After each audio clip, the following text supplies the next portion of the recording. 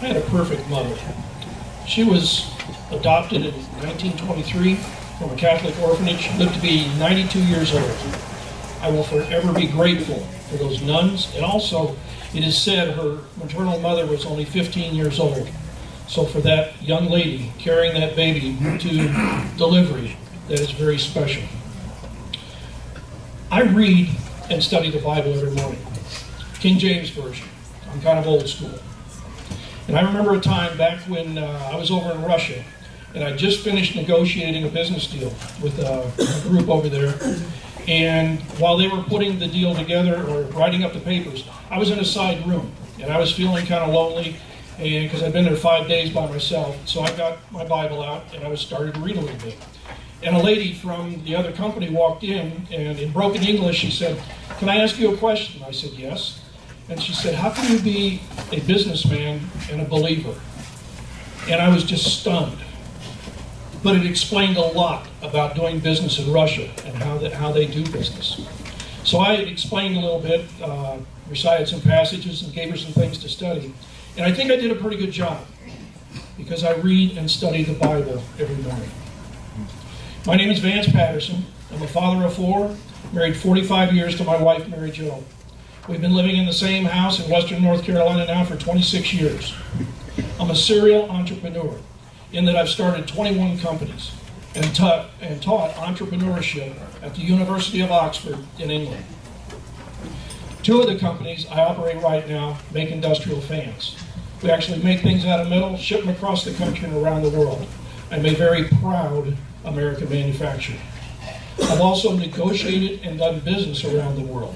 Not just in Russia, but also in China, Greece, Mexico, Brazil, and Saudi Arabia.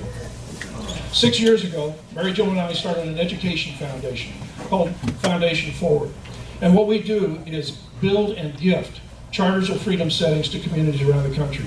Your charters of freedom are the Declaration of Independence, U.S. Constitution, and Bill of Rights. These settings are very similar to what's in the National Archives up in Washington, only they're built to last 300 to 500 years.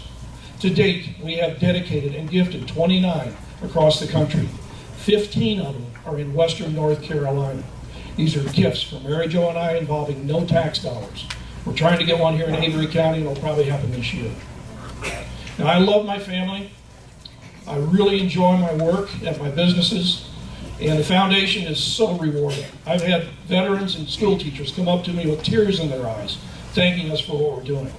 So people ask me, why am I running for Congress? And I tell them, because I know what to do. I know how to do it, and it would be irresponsible of me not to step up. Now, towards the end of this, we're towards the end of this campaign, and I want to make an observation, and it's really with a little disappointment. We have been at this for 9 to 10 weeks. I've studied the issues. I've got answers for most of the problems up in Washington, as far as the national debt, you name it. But you didn't ask those questions. What we were asked were things like, where do we live? How would we walk in Mark Meadows' shoes? What do we think of the Freedom Caucus? Things like that. Those may be important to people, but it's not going to solve any of the problems up in Washington. Now, I'm not afraid of a fight. And that's what I've realized, is that rather than solving the issues, many people are looking for somebody to fight with the Democrats. Fight and win and make them feel good. As I say, I'm not afraid of a fight. I've got a black belt in karate.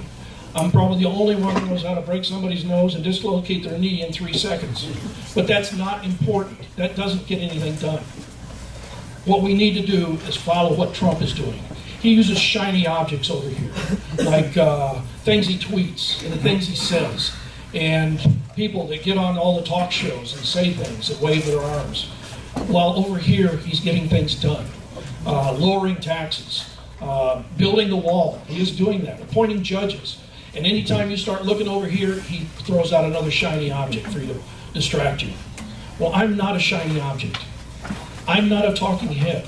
I will be the one who's in committee helping to others to understand what President Trump is doing, why he's doing it, and how it's going to affect our economy, the trade, and also jobs.